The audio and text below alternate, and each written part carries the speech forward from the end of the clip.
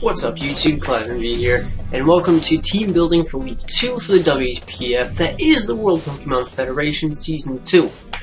So this week we've matched against the Arizona Arcanines and Flushay.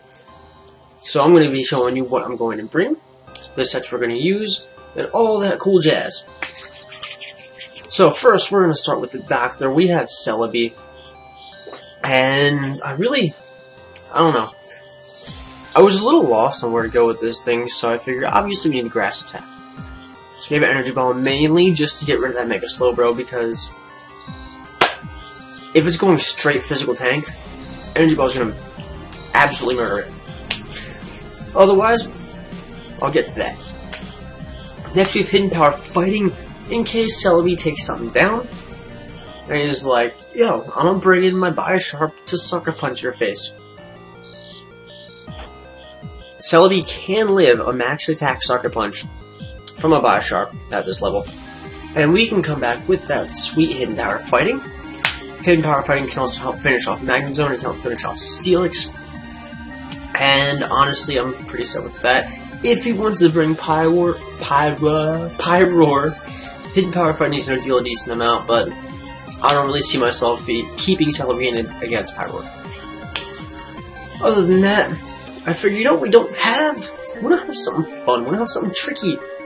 Why not give this guy a Choice Scarf? We'll get in there, we'll hit him real hard. If need be, jump in there.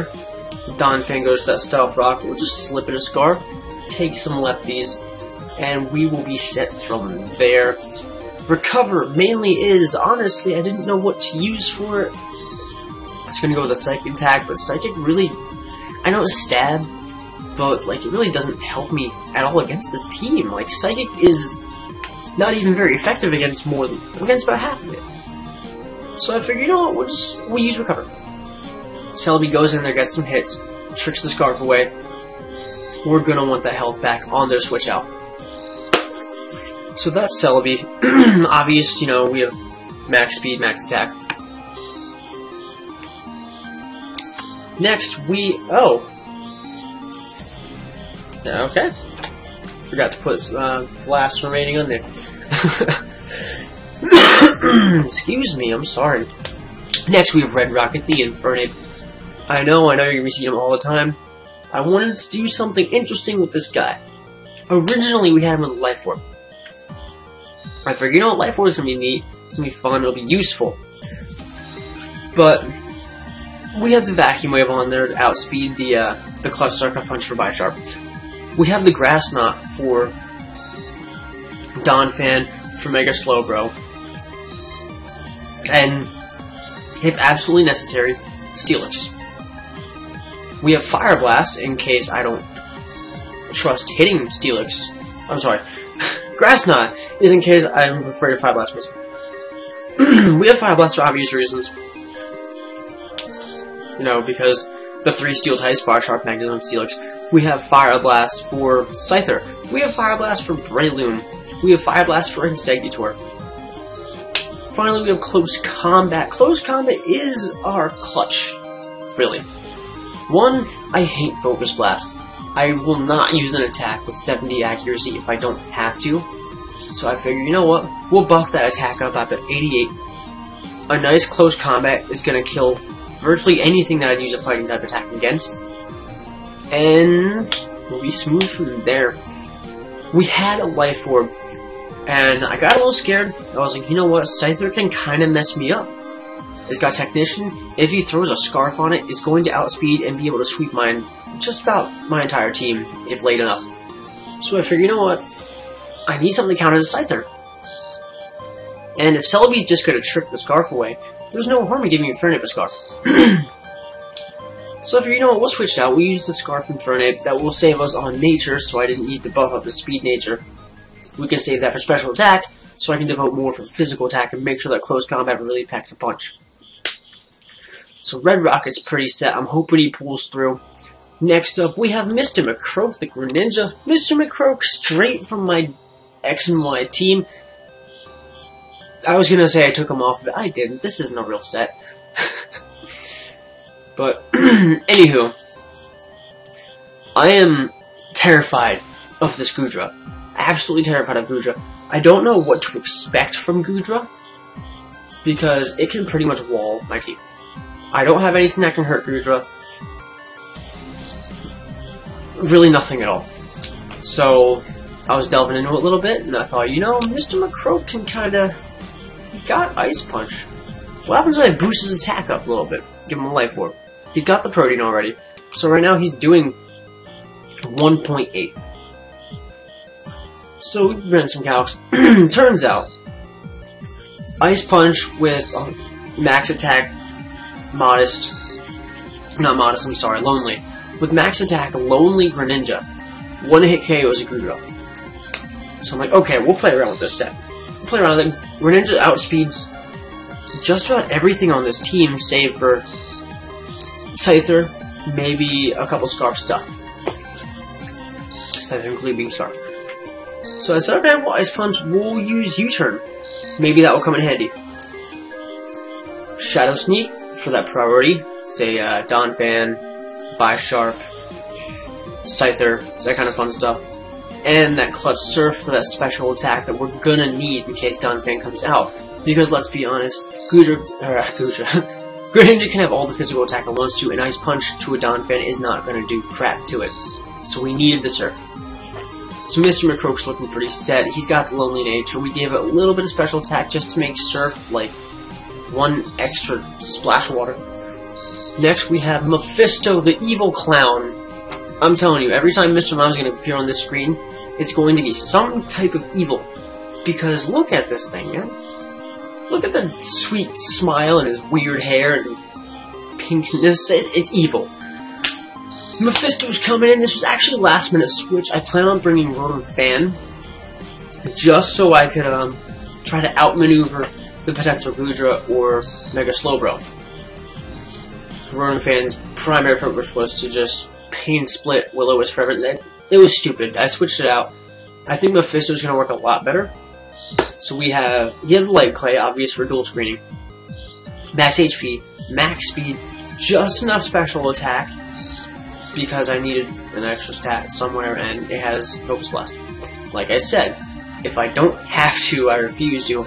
But in this situation, there's too many things that Mr. Mime could get killed by. Like Steel types. Bisharp, Magnezone, Steelix. We need to counter this. So, henceforth the Focus Blast. But we have Encore. Just in case we come in on setup. And just throw some screens out there and get the fuck out. My backup strategy for this. Let's say Mega Bro comes in. Mega Bro goes for a Calm Mind. Mephisto's out. Mephisto says Calm Minds for days. So my opponent will sit there and say, oh wow, okay, I'll work up to +6/+6. That's fine. And then I'll sweep. And by that point, I'm going to skip one just for the sake of conversation. I'm going to go into Golem. Golem is rocking a weird set. We have just enough speed to outspeed a Mega Slowbro. We have max HP because 50 is bad. 100 defense, and the rest in special defense with a Careful Nature. Golem has Punishment, which means if that matchup occurs, and Mr. Mime does the whole and Calm Minds for days, Golem can walk in there, be just fast enough to punish it, put it down, and be done. I know it's a little gimmicky, it's a little hopeful, I should say, but I personally think the Calm Mind set on a Mega Slowbro is the best possible set you can have for it. That's just me personally, and I wanted to prepare for it.